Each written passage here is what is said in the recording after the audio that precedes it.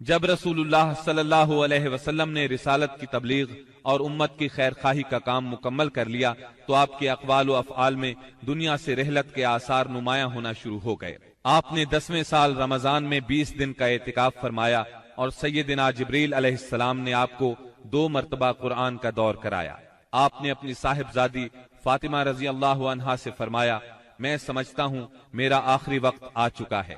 سیدنا معاذ بن جبل رضی اللہ عنہ کو یمن کی طرف روانہ فرمایا تو انہیں وصیت فرمائی، اے معاذ، غالباً اس سال کے بعد تم مجھ سے ملاقات نہ کر سکو گے اور میری اس مسجد اور میری قبر کے پاس سے گزرو گے۔ یہ سن کر سیدنا معاذ بن جبل رضی اللہ عنہ رونے لگے۔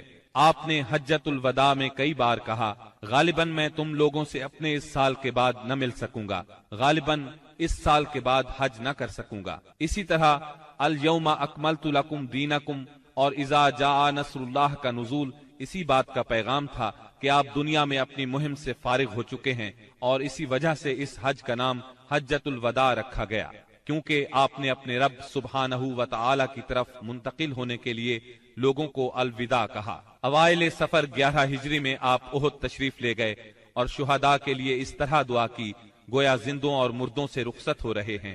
پھر واپس آ کر منبر پر تشریف فرما ہوئے اور فرمایا، میں تمہارا پیش رو ہوں اور تم پر گواہ ہوں، اللہ کی قسم اس وقت اپنا حوض دیکھ رہا ہوں، مجھے زمین یا زمین کے خزانوں کی کنجیاں دی گئیں، اللہ کی قسم مجھے تم پر یہ خوف نہیں کہ تم میرے بعد شرک کرو گے، بلکہ اس کا اندیشہ ہے کہ دنیا میں ایک دوسرے سے آگے نکلنے کی دوڑ میں لگ جاؤ گے۔ ماہ سفر کے آخر میں آپ رات کے وقت بقیع غرقد تشریف لے گئے، اہل بقیع کے لیے دعائے مغفرت کی اور فرمایا، ہم بھی تم سے آن ملنے والے ہیں۔ ماہ سفر کے آخری پیر کو رسول اللہ صلی اللہ علیہ وسلم ایک جنازے میں بقیع تشریف لے گئے۔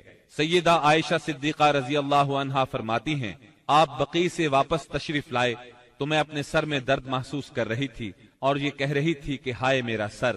یہ سن کر آپ نے فرمایا، بلکہ میں واللہ اے عائشہ ہائے میرا سر۔ یہ آپ صلی اللہ علیہ وسلم کی بیماری کی ابتدا تھی۔ اس کے باوجود آپ باری باری سب بیویوں کے پاس دن گزارتے رہے، یہاں تک کہ مرض میں شدت آ گئی۔ اس وقت آپ سیدہ میمونہ رضی اللہ عنہا کے گھر میں تھے اور پوچھ رہے تھے، کل میں کہاں رہوں گا، میں کل کہاں رہوں گا؟ مطلب یہ تھا کہ مجھے سیدہ عائشہ رضی اللہ عنہا کے ہاں رہنے دیا جائے۔ چنانچہ ازواج مطہرات نے اجازت دے دی کہ آپ جہاں چاہیں رہیں۔ آپ سیدنا فضل بن عباس اور سیدنا علی رضی اللہ عنہما کے سہارے پاؤں زمین پر گھسیٹتے ہوئے نکلے اور سیدہ عائشہ صدیقہ رضی اللہ عنہا کے گھر منتقل ہو گئے۔ سیدہ عائشہ صدیقہ رضی اللہ عنہا